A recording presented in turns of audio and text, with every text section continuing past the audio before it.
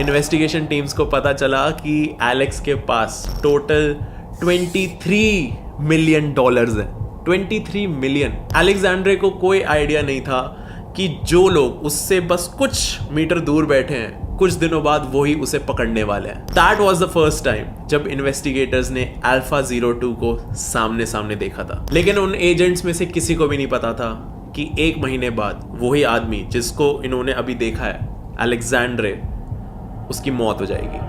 भाई साहब अस्सलाम वालेकुम, वेलकम हो गया आप सबका एंड अदर वीडियो के अंदर। कैसे सब आई होप आप सब ठीक ठाक हो गए, बेहतरीन हो गए, शानदार हो गए। मुझे पता है यार काफी दिन बाद वीडियो बना रहा हूँ, तकरीबन 5 दिन बाद, 4 दिन बाद, जितने दिन भी बाद, काफी दिन से वीडियो नहीं बना पा रहा हूँ यार, बिजी होता हूँ काफी ज्यादा। तो आज बड़ी मुश्किल टाइम निकाल के मैं बैठा हूँ और मैंने कहा यार आज वीडियो बना रहा हूँ तो आज से इंशाल्लाह प्रॉपर पहले की तरह वीडियो बनाने स्टार्ट कर देने कोशिश करूंगा कि रेगुलरली बनानी शुरू कर दूं, नहीं तो एक दिन छोड़ के एक दिन बाद वीडियो आया करेगी रोज।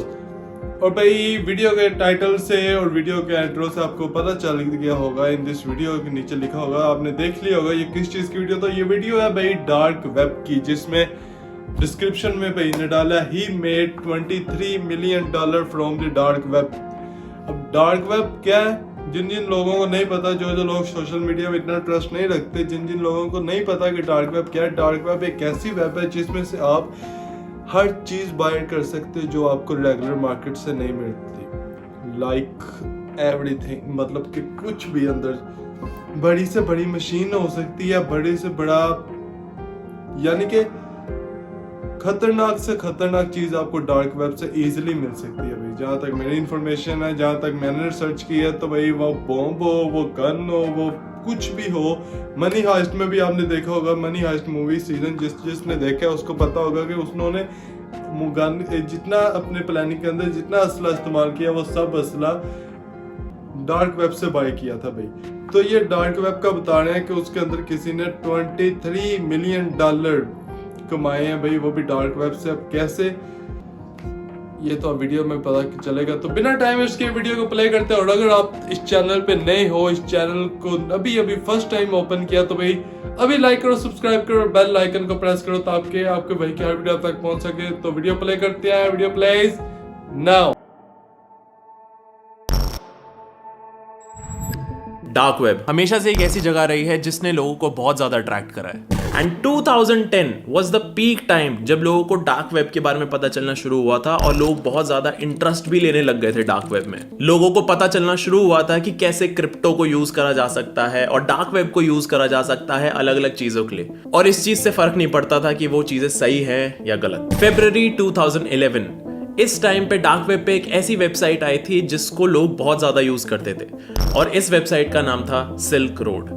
सिल्क रोड इतना ज्यादा फेमस हो गया था और इतना ज्यादा ग्रो करना शुरू हो गया था कि एक टाइम पे ऑलमोस्ट रेगुलर बेसिस पे कम से कम 1 लाख लोग सिल्क रोड पे आते थे ड्रग्स खरीदने के लिए। सिल्क रोड डार्क वेब की सबसे आइकॉनिक वेबसाइट्स में से एक है। And silk road was the reason कि लोगों को पता चला था कि डार्क वेब पे तुम अपनी पहचान छुपा के इलीगली ड्रग्स खरीद सकते हो, एकदम अनोनिमस रह के, और कोई भी तुम्हें पकड़ने नहीं आएगा। और ड्रग्स खरीदने के साथ साथ it was a proper market place जहां पे ड्रग्स को सेल भी करा जा सकता था। ऑब्वियसली ये सब कुछ इलीगल था। इसी वजह से 2.5 साल तक इस वेबसाइट को ट्रैक करने के बाद जो इन्वेस्टिगेटिव अथॉरिटीज थी उन्होंने सिल्क रोड के ओनर को पकड़ लिया और सिल्क रोड को बंद कर दिया गया। जो पुलिस डिपार्टमेंट थी और सारी अथॉरिटीज थी जो सिल्क रोड को बंद करवाने के पीछे थे, वो बाकी सारी ड्रग सेलिंग वेबसाइट्स जो डार्क वेब पे हैं उनको एक मैसेज देना चाहती थी। और इसी वजह से जो ओनर था सिल्क रोड का, उसको पकड़ने के बाद उसको एक लाइफ सेंटेंस दिया गया। अब जब ये सब कुछ हो चुका था, इसके बाद इन्वेस्टिगेशन टीम्स और जो अथॉरिटीज थी जो सिल्क रोड के पीछे लगी हुई थी, उनको ये लग रहा था कि सिल्क रोड के ओनर को पनिशमेंट मिल चुकी है, और इसी वजह से जितने भी और वेबसाइट्स के ओनर्स हैं वो अपनी वेबसाइट को बंद कर देंगे, क्योंकि उनके अंदर एक फियर आ जाएगा कि हाँ पुलिस है और अथॉरिटीज है जो ऐसे इलीगल वेबसाइट्स के ओनर्स को ढूंढ रही हैं। सारी अथॉरिटीज और इन्वेस्टिगेशन टीम्स को लगा कि अब जितनी भी और वेबसाइट्स है वो खुद ब खुद बंद हो जाएंगी और ये सारा इलीगल मैटर जो है ये बंद हो जाएगा। लेकिन जो उन्होंने सोचा था उसका एकदम ऑपोजिट हुआ। बहुत सारे लोग सिल्क रोड के बंद होने वाली न्यूज को एक अपॉर्चुनिटी की तरह ट्रीट कर रहे थे। वो सोच रहे थे कि जितना भी कस्टमर बेस था सिल्क रोड का, जो कि बहुत बड़ा था, लाखों लोग आते थे उस वेबसाइट पे, बाकी लोग उस कस्टमर बेस को स्टील करना चाहते थे, सारे कस्टमर्स को स्टील करना चाहते थे। और इसी वजह से सिल्क रोड के बंद होते ही और बहुत सारी इलीगल वेबसाइट्स खुलने लगी जिनके ऊपर ड्रग्स सेल और बाय करे जाते थे। वेलहला, बडस्टर, प्रोजेक्ट ब्लैक फ्लैग, पैंडोरा, ऐसी बहुत सारी वेबसाइट्स खुल गई थी और एक वेबसाइट ने तो अपना नाम सिल्क रोड 2.0 रख दिया था। और कमाल की बात पता है क्या है? ये जो सिल्क रोड 2.0 वाली वेबसाइट थी, ये पहली सिल्क रोड के बंद होने के 35 डेज के अंदर अंदर बन के रेडी हो गई। तुम इस चीज से ये फिगर आउट कर सकते हो कि कितने सारे लोग रेडी बैठे थे एक अपॉर्चुनिटी के लिए कि वो अपॉर्चुनिटी उन लोगों को मिले और वो फटाफट एक illegal drug selling and buying website खोल सकें डार्क वेब पे। और सिल्क रोड 2.0 तो एकदम रेप्लिका थी सिल्क रोड की। सिल्क रोड के टाइम पे ही उनका एक और कंपटीशन था, एक और वेबसाइट थी जो सेम चीज करती थी, जिसका नाम था एवोल्यूशन। लेकिन सिल्क रोड के बंद होते ही और पूरी पनिशमेंट और सिल्क रोड के ओनर को जेल होना एंड एवरीथिंग, ये सब न्यूज आने के बाद एवोल्यूशन के ओनर्स ने अपनी वेबसाइट बंद कर दी थी, उसी डर से कि वो भी एक दिन पकड़े जाएंगे। और जब उन्होंने वेबसाइट बंद करी तो जितने भी कस्टमर्स उस टाइम थे, उन्होंने जो पैसे डाले हुए थे वेबसाइट में प्रोडक्ट खरीदने के लिए, एवोल्यूशन के ओनर्स वो सारे पैसे लेके भाग गए और उन्होंने अपनी वेबसाइट बंद कर दी। और इस चीज पूरे के पूरे इंटरनेट का सिर्फ 4% is the surface web. Surface web वो वेब है जो हम नॉर्मल लोग यूज करते हैं। फेसबुक, यूट्यूब और बाकी वेबसाइट्स सरफेस वेब में ही आती है। और साथ ही साथ सरफेस वेब पे हम अपनी वेबसाइट्स भी बना सकते हैं अपने ऑनलाइन और ऑफलाइन बिजनेस के लिए। और इसी काम को इजी बनाता है Odoo, जो आज के वीडियो स्पॉन्सर हैं। सपोज हमें अपने पोर्टफोलियो के लिए एक वेबसाइट बनानी है, तो हम जाएंगे odoo.com पे और हम क्लिक करेंगे on start now, it's free. फिर सेलेक्ट करो वेबसाइट ऐप जो तुम्हें चाहिए and then click on continue. अब सिर्फ 4 इजी स्टेप्स में तुम्हारी वेबसाइट बन जाएगी। स्टेप 1, डिस्क्राइब करो कि तुम्हें किस तरीके की वेबसाइट चाहिए by choosing the category and objective. Step 2 में कलर पैलेट से तुम अपने प्रेफर्ड कलर चूज कर सकते हो। स्टेप 3 में सेलेक्ट करो अपने पेजेस एंड फीचर्स को जो तुम अपनी खुद की वेबसाइट में डालना चाहते हो। And step 4 is choose your favourite theme. And यहां पे your done. Drag and drop use करके तुम अपनी वेबसाइट को कस्टमाइज कर सकते हो और इस चीज के लिए तुम्हें कोई कोडिंग स्किल नहीं चाहिए। First application is absolutely free, साथ ही साथ होस्टिंग और सपोर्ट भी। साथ ही साथ तुम्हें कस्टम डोमेन भी मिलेगा for 1 year. So enjoy and grow with Odoo। बाकी सारी की सारी डिटेल्स और लिंक्स नीचे डिस्क्रिप्शन में होंगे। जब अल्फा बेस स्टार्ट हुआ था तो वहां पे बस चुराई हुई क्रेडिट कार्ड इंफॉर्मेशंस मिलती थी। उसके बाद धीरे धीरे वेबसाइट को अपग्रेड करा गया और वहां पे ड्रग्स, मैलवेयर्स एंड वेपन्स मिलने लग गए। ये सब कुछ इलीगल था, लेकिन तब भी इस वेबसाइट के कुछ रूल्स थे। नो हिटमैन फॉर हायर, और किसी भी रशियन बैंक अकाउंट की डिटेल्स को नहीं सेल करा जाता था। अब खाली रशियन बैंक अकाउंट्स को ही क्यों छोड़ा गया था? क्या जो ओनर था अल्फा बे का वो रशियन अथॉरिटीज को पोक नहीं करना चाहता था, या फिर वो ये दिखाना चाहता था कि वो खुद रशियन है? No one knows. या फिर ये सिर्फ एक तरीका था सारी इन्वेस्टिगेशन टीम्स को डिस्ट्रैक्ट करने का। जो पूरी वेबसाइट थी Alpha Bay, it was like Amazon for illegal items. Website का लुक एकदम सेम टू सेम था। अल्फा बे पे प्रोडक्ट की फोटो, प्रोडक्ट का नाम, सेलर का नाम और प्राइस पूरी तरीके से मेंशन रहता था। और उसके बाद तुम्हें अल्फा बे से कोई भी प्रोडक्ट खरीदना है तो तुम्हें क्रिप्टो करेंसी को यूज करके वहां पे करना होता था, जैसे किसी भी डार्क वेब वेबसाइट पे होता है। अल्फा बे इतना ज्यादा ग्रो कर गया था कि 1 साल के अंदर अंदर कम से कम 3 लाख अलग अलग प्रोडक्ट्स पूरी तरीके से मेंशन थे अल्फा बे की वेबसाइट पे फॉर सेलिंग। एंड उन 3 लाख प्रोडक्ट्स के साथ 40,000 सेलर्स भी थे। अल्फा बे हर एक सेल से 2 से 4% का कमीशन लेता था। और इन्हीं सारे कमीशंस और इतने सारे प्रोडक्ट्स और इतने सारे सेलर्स की वजह से बहुत जल्द AlphaZero2 became a millionaire. AlphaZero2 was the owner of Alpha Bay. इतना सारा पैसा आने के बाद AlphaZero2 ने डिसाइड करा कि वो एक टीम बनाएगा अपनी वेबसाइट के लिए। और इस टीम में काफी सारे लोग थे, जिसमें से एक था DSnake, और काफी और मॉडरेटर्स के साथ और एक PR मैनेजर के साथ उसने ये पूरी टीम फॉर्म करी। ये पूरी टीम काफी ज्यादा प्रोफेशनल थी। ये पूरी कंपनी, ये पूरी वेबसाइट ही काफी ज्यादा प्रोफेशनल थी। और इस चीज का अंदाजा तुम लगा ही सकते हो बाय द फैक्ट कि उन्होंने अपना खुद का एक PR मैनेजर रखा हुआ था। PR manager for a illegal website जहां पे ड्रग्स और वेपन सेल होते हैं। AlphaZero2 ने सारा ऑपरेशन, सारी वर्किंग DSnake के हाथ में दे दी एंड उसके बाद काइंड ऑफ रिटायरमेंट ले लिया। AlphaZero2 vanished after that. पूरी की पूरी अमेरिकन इन्वेस्टिगेशन टीम लगी हुई थी टू फाइंड अल्फा 02 एंड वो वेट कर रहे थे कि किसी तो पॉइंट पे अल्फा 02 या फिर अल्फा बे के किसी मेंबर से कोई तो गलती होगी और वो अल्फा 02 को पकड़ पाएंगे। लेकिन अल्फा 02 बहुत ज्यादा स्मार्ट था, उसको सारे लूप होल्स पता थे, उसको पता था कि इन्वेस्टिगेशन कैसे ही होगी, तो उसने सारे ट्रैक्स और सारे लूप होल्स को कवर कर रखा था। और इसी वजह से अमेरिकन इन्वेस्टिगेशन टीम को काफी ज्यादा मुश्किल आ रही थी अल्फा 02 को ट्रैक करने में। डार्क वेब के बारे में जिन जिन लोगों को पता है उनको पता होगा कि डार्क वेब को एक्सेस करने के लिए तुम नॉर्मल ब्राउजर पे नहीं जा सकते, तुम गूगल क्रोम, फायरफॉक्स या फिर किसी नॉर्मल सरफेस वेब ब्राउजर के through dark web websites access नहीं कर सकते।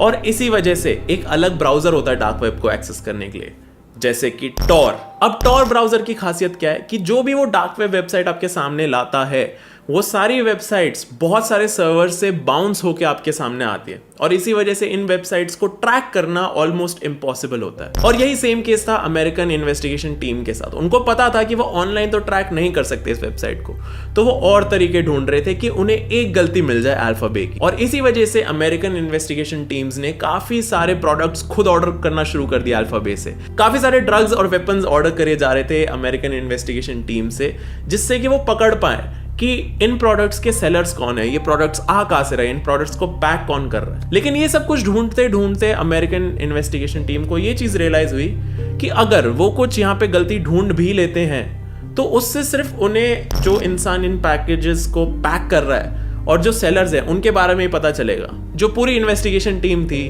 वो अल्फा 02 को ढूंढना चाहती थी। अल्फा बे काम ही इस तरीके से करता था कि बहुत सारे अलग अलग अनोनिमस सेलर्स अपने प्रोडक्ट्स को रजिस्टर करते थे अल्फा बे पे और बायर्स आके क्रिप्टो में पे करते थे।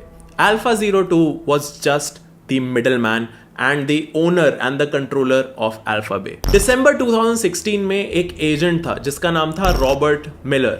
वो DEA में था और वो इसी केस पे, अल्फा बे वाले केस पे काम कर रहा था एंड काफी टाइम से वो इन्वेस्टिगेट कर रहा था लेकिन उसको कोई क्लू नहीं मिल रहा था। लेकिन एक दिन रॉबर्ट मिलर को एक ईमेल आया। अल्फा बे जब नया नया स्टार्ट हुआ था तो उस टाइम पे कोई भी इंसान वहां जाता था ड्रग्स या वेपन्स बाय या सेल करने तो उसको खुद को रजिस्टर करना पड़ता था और रजिस्टर करने के बाद जो इंसान रजिस्टर कर रहा है उसको अल्फा बे से एक ईमेल आता था to say thank you for registering on Alpha Bay. तो जब ये थैंक्स वाला ईमेल आता था उस इंसान को जिसने रजिस्टर करा है तो उस ईमेल में सेंडर्स ईमेल एड्रेस भी होता था और उन्हीं इनिशियल डेज में किसी इंसान ने इस थैंक यू ईमेल का स्क्रीनशॉट या फिर इस ईमेल को ही रखा हुआ था एंड वो ईमेल और वो सारा एविडेंस और वो सारे स्क्रीनशॉट्स किसी तो अनोनिमस आदमी ने रॉबर्ट मिलर को भेज दिए। इट्स वेरी पॉसिबल कि जिस इंसान ने रॉबर्ट मिलर को ये ईमेल भेजा था, ये एविडेंस भेजा था अगेंस्ट अल्फा बे, हो सकता है कि वो किसी राइवल वेबसाइट का ही ओनर हो जो कंपीट कर रहा हो अल्फा बे के साथ। जब रॉबर्ट ने उस ईमेल को, उस एविडेंस को थोड़ा स्कैन करने की कोशिश करी तो सेंडर्स ईमेल निकल के आया pimpalex91@hotmail.com। इन्वेस्टिगेटर्स ने जब इस ईमेल आईडी को ट्रैक करा तो उन्हें एक पिक्चर भी मिली एलेक्स की। साथ ही साथ उन्हें पता चला कि एलेक्स 2009 के टाइम पे एक French language social media website पे भी था। उस French language social media platform का नाम था skyrock.com। एलेक्स ने एक डेटिंग प्रोफाइल भी बना रखी थी जहां पे उसने अपना नाम डाल रखा था ट्रॉयस रेवेरेस और थोड़ा रिसर्च करने पे एलेक्स का असली नाम ही निकल के आ गया, अलेक्जेंड्रे कजेस। इन्वेस्टिगेटर्स को उसका पेपैल और उसकी लिंक्डइन प्रोफाइल भी मिल गई थी। लिंक्डइन पे अलेक्जेंड्रे ने डाला हुआ था कि वो एक फ्रीलांस सॉफ्टवेयर इंजीनियर है और साथ ही साथ उसकी अपनी एक कंपनी भी है, EBX टेक्नोलॉजीज। इन्वेस्टिगेटर्स को एलेक्स का फेसबुक पेज भी मिल गया था जहां पे उन्होंने उसकी वाइफ के बारे में भी पता कर लिया। रिसर्च करते करते आगे तो एलेक्स के बारे में पूरा चिट्ठा ही निकल के आ गया था। पता चला कि एलेक्स थाईलैंड में रह रहा है, बैंकॉक में रह रहा है। एलेक्स की वहां पे 3 प्रॉपर्टीज थी, 3 घर थे, जिसके अंदर से एक घर में वो अपनी वाइफ के साथ रहता था और जो बाकी 2 घर थे वो बॉर्डर के पास थे, आउटस्कर्ट्स में थे और उन दोनों घरों में वो जाके पार्टीज करता था और लड़कियों के साथ रहता था। पूरी इन्वेस्टिगेशन टीम ने उन दोनों घरों का एक नाम भी रख दिया था जो था बैचलर पैड। एलेक्स एक पिकअप वेबसाइट पे भी रजिस्टर्ड था। जिनको नहीं पता पिकअप वेबसाइट्स क्या होती है, बेसिकली वो वेबसाइट्स जहां पे आदमी लोग एक साथ बैठ के ये डिस्कस करते हैं कि लड़कियों को कैसे पटाया जाए और लड़कियों को कैसे सेट करा जाए। वो वहां पे जाके काफी सारे सवाल भी पूछता था और बाकी आदमियों से जानने की कोशिश करता था कि जो उसका रिलेशनशिप है उसकी वाइफ के साथ, क्या वो सही कर रहा है उसके साथ, और क्या अलेक्जेंडर की जो वाइफ है वो सही से बिहेव कर रही है मैरिज में। जून 2017 के आसपास एक अटैक प्लान करा गया अलेक्जेंडर पे कि उसको पकड़ना तो था ही, लेकिन उस टाइम पे एक ऐसा कोइंसिडेंस हुआ जो इन्वेस्टिगेटर्स बिलीव ही नहीं कर पाए। इन्वेस्टिगेटर्स कुछ टाइम के लिए बैंकॉक ही गए हुए थे टू फाइंड एलेक्स और बाकी एविडेंस कलेक्ट करने के लिए, और वो एक होटल की लॉबी में बैठे हुए थे और उनको एकदम से होटल के गेट से एक आवाज आई। एक बहुत लाउड पोर्श आई और गेट के सामने रुकी, और उस पोर्श के अंदर कौन बैठा हुआ था? अलेक्जेंडर। वो अपनी गाड़ी से निकला और जो इन्वेस्टिगेशन टीम थी उनके पास ही जाके एक दूसरी चेयर पे बैठ गया था। अलेक्जेंडर को कोई आइडिया नहीं था कि जो लोग उससे बस कुछ मीटर दूर बैठे हैं कुछ दिनों बाद वो ही उसे पकड़ने वाले हैं। अलेक्जेंडर वहां पे एक बिजनेस मीटिंग के लिए आया हुआ था और वो बिजनेस मीटिंग करके चला गया। That was the first time जब इन्वेस्टिगेटर्स ने अल्फा 02 को सामने सामने देखा था, लेकिन उन एजेंट्स में से किसी को भी नहीं पता था कि एक महीने बाद वही आदमी जिसको इन्होंने अभी देखा है अलेक्जेंडर, उसकी मौत हो जाएगी। यूरोप में एक और वेबसाइट थी जो एकदम अल्फा बे जैसी थी, जिसका नाम था हांजा मार्केट, और सारी डच अथॉरिटीज हांजा मार्केट को बंद करवाने में लगी हुई थी। ये हांजा मार्केट वाली बात पता चली FBI को, और FBI ने डच अथॉरिटीज के साथ एक प्लान बनाया। उन्होंने बताया कि अगर हम अल्फा बे को पकड़ लेते हैं तो उसके सारे कस्टमर्स बाकी वेबसाइट्स पे जाएंगे, जिनमें से सबसे ज्यादा चांसेस थे हांजा मार्केट के। अल्फा बे के सारे कस्टमर्स ऑलमोस्ट हांजा मार्केट पे ही जाते अगर अल्फा बे बंद हो जाती। तो इसी वजह से FBI और डच अथॉरिटीज ने एक प्लान बनाया। उन्होंने एक ऑपरेशन स्टार्ट करा जिसका नाम था ऑपरेशन बेयोनेट। सारी अथॉरिटीज ने मिलकर यह प्लान बनाया कि वो सबसे पहले अल्फा 02 को पकड़ेंगे, अल्फा बे को बंद करेंगे। इसके वजह से अल्फा बे के सारे कस्टमर्स हांजा मार्केट पे जाएंगे, और जैसे ही वो सारे कस्टमर्स हांजा मार्केट की वेबसाइट पे जाएंगे एंड रजिस्टर करेंगे, डच अथॉरिटीज के पास उन सारे लोगों की लिस्ट होगी जो इन इलीगल वेबसाइट से वेपन्स और ड्रग्स खरीदते हैं। अब टाइम आया था अल्फा 02 को पकड़ने का। एक दिन एलेक्स के घर के बाहर एक गाड़ी जा रही थी और उस गाड़ी ने बहुत जोर से टक्कर मारी एलेक्स के घर के गेट पे। वो टक्कर इतनी जोर से थी कि एलेक्स को अपने घर में ही सुनाई दे गया था कि बाहर एक एक्सीडेंट हुआ है, और एलेक्स अपने हाथ में अपना फोन लेके भागता भागता नीचे आया टू चेक कि हुआ क्या है। जैसे ही एलेक्स नीचे आया, बहुत सारे ऑफिसर्स उसको पकड़ने के लिए भागे। जैसे ही ऑफिसर्स ने एलेक्स को पकड़ा, उन्होंने उसका फोन ले लिया, लेकिन उन्होंने देखा कि एलेक्स घर की तरफ भागने की कोशिश कर रहा है, लेकिन वो पहुंच नहीं पाया घर के अंदर। अब सवाल ये आ जाता है कि एलेक्स घर के अंदर वापस क्यों भाग रहा था? वो ऑफिसर से नहीं भाग रहा था। घर के अंदर उसका कंप्यूटर था जो अनलॉक्ड था, जिसके अंदर सारी एक्सेस इंफॉर्मेशन थी ऑफ अल्फा बे। अगर ऑफिसर्स थोड़ा सा भी लेट हो जाते तो शायद अल्फा 02 को पकड़ लेते, लेकिन अल्फा बे को बंद नहीं कर पाते। लेकिन फॉर्चुनेटली अंदर कंप्यूटर पे वो वेबसाइट अनलॉक्ड थी और सारे login passwords and IDs officers को मिल गए। इन्वेस्टिगेशन टीम्स को पता चला कि एलेक्स के पास टोटल $23 मिलियन है। 23 मिलियन। और इसके बाद सीधा सीधा हांजा मार्केट को भी बंद कर दिया गया। ये जो पूरी स्टोरी है ये बहुत ज्यादा पॉपुलर है अमंगस्ट पीपल जो डार्क वेब को लेके काफी ज्यादा फैसिनेटेड है, क्योंकि ये एक ऐसी स्टोरी है जिसके अंदर खाली डार्क वेब के ओनर्स ने दिमाग नहीं लगाया था, साथ ही साथ सारी इन्वेस्टिगेशन टीम्स और अथॉरिटीज ने भी एक ऐसा प्लान बनाया जिसके अंदर उन्होंने एक तीर से दो निशाने मारे थे। बेसिकली उन्होंने एक ही अटेम्प्ट में अल्फा बे को भी बंद कर दिया, हांजा मार्केट को भी बंद कर दिया, और उनके सारे कस्टमर्स की भी डिटेल्स निकाल दी, जिससे और इलीगल एक्टिविटीज ना हो। तो यार ये वीडियो किसी नेटफ्लिक्स सीरीज से कम नहीं थी भाई। मैं कहता हूँ इतनी इन्फॉर्मेशन, लाइक मुझे डार्क वेब के बारे में काफी इन्फॉर्मेशन है, क्योंकि जब आप सोशल मीडिया यूज करते हो तो आपको A to Z पता होता है कि यार ये क्या है। तो लेकिन जो स्टोरी इसने बताई है अल्फा बे और साथ इसने मतलब एजेंट्स की स्टोरी बताई है, ये है तो रियल स्टोरी, बट इतनी सस्पेंस भाई एंड तक आके वीडियो के अंदर सस्पेंस था कि बंदा रुक के देख नहीं सकता, कि बता नहीं सकता रुक के बीच में कि यार असल बात क्या है पीछे। सो ये वीडियो थी। वीडियो आपको अच्छी लगी, वीडियो को ज्यादा शेयर करो, लाइक करो, सब्सक्राइब करो, बेल आइकन को प्रेस करो और मुझे कमेंट करके लाजमी बताओ कि ऐसी वीडियो दोबारा बनाऊं कि ना बनाऊं। तो मिलते हैं नेक्स्ट वीडियो में, तब तक के लिए पीस आउट, खुदा हाफिज।